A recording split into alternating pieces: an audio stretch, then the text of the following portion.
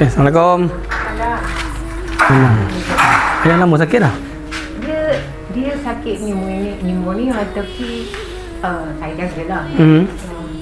Dan tak ingat sangat. Bukan hanya teruk tapi lama dah? 5 tahun. Oh 5 tahun dah. Oh lama dah ya. Tapi dia bergerak boleh lah. Bergerak. Jalan-jalan semua boleh lah. Saya tak boleh lah keluar kerja. Kadang dia nak makan air ke. Tak boleh ropok ke. Jadi takut dia main api. Dia boleh pergi beli air semua, makan. Jalan semua okey, nampak luar. Keluar tak ada lah? Keluar rumah ke mana-mana tak ada lah? Dulu keluar. Oh ya? Kau pergi kedai ke? Ada juga dulu? Sekarang tak ada lah?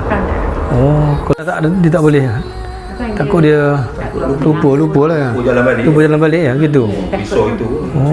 Mudah ke dia kalau dia pergi? Ada dulu. Ya, dulu ya? Orang nampak saya pergi. Di mana dia Pekan Kuala masa tu? Di Jimat. Di Jimat je. Dia macam Ingat lupa. Accident. Motor. Dia tak ada kencing manis, tak ada daging, makan dia senang. Dia boleh urus sendiri semua lah ya.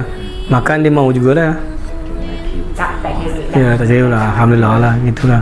InsyaAllah lah. InsyaAllah. Baiklah. Kami ziarah ni. Kita biasa. Gila, sini bagi Pak Long. Ada orang lama sini lah ya. Dah 80 apa? 84. Makbah, insyaAllah. Baiklah, ada sikit sokongan barang dapur kami. Okey. Sama. Moga dipermudahkan urusan, diberi kesembuhan. InsyaAllah. Okey. Salam ke ayah ya. Salam ke ayah. Baik. InsyaAllah.